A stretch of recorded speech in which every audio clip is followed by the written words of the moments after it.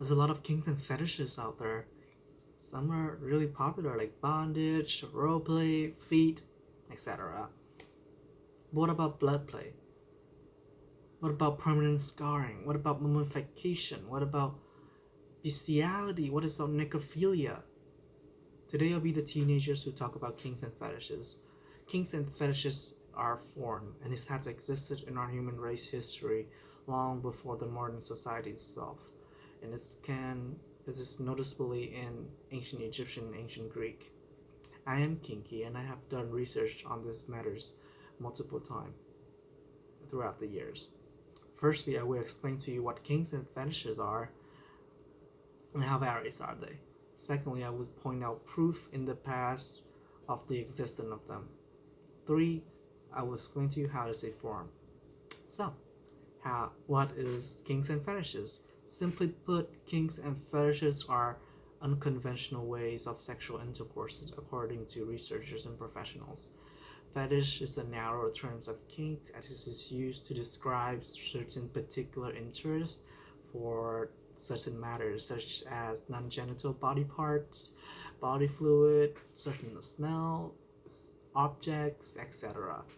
Some kinks are more acceptable than others, and some kinks are no longer accepted in our modern society, such as bestiality and necrophilia. But they were kinks. Um, all these serve the same purpose as these unconventional ways of having sex all release endorphins for certain individuals and help with the blood flow to the genital part of the area of the body. So, how long has this been around? This can be traced back to prehistoric, but we're gonna focus on ancient Egyptian and ancient Greek for now because this is more noticeably in that area, specific area. Ancient Egyptian is filled with necrophilia, both in their myth and in real life. In myth, Osiris' wife make sexual intercourse with Osiris' corpse, and mummies are a perfect indication of necrophilia and mummification fetishes. Ancient Greek is filled with orgies and incest, both in its mythologies and in real life, and pictures and drawings of multiple people engaged in sexual act are carved and painted on olive oil vases. Both mythologies is also involved in bestiality, and most Egyptian gods always depicted as half human and half animals. Ancient Greeks has the famous Minotaur, for example. So now that we know what they are and their existence in the human history, let's talk about how they are formed. There are 5 stages of forming a kings according to researchers, which is the PhD doctors. Stage 1 is early encounters.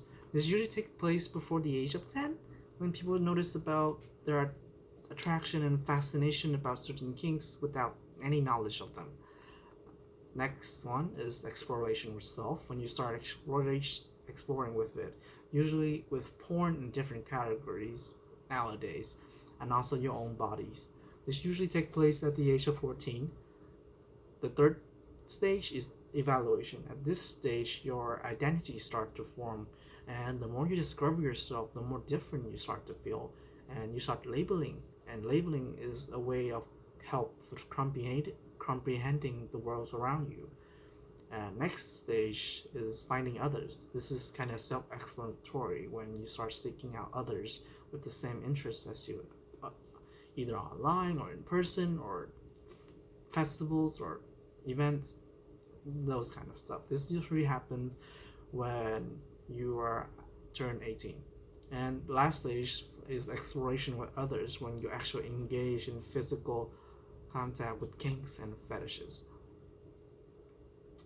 Kinks and fetishes are heavily bonded to our identity because it was formed throughout our lifespan. Kinks and fetishes are a part of who we are.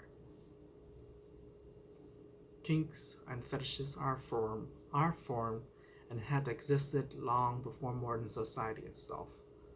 Today I have explained to you what kinks and fetishes, proof of their existence in our human history, and how they are formed. So go explore it. Go explore with yourself. Maybe having sex in the showers works better for you in bed. So whatever float your boats.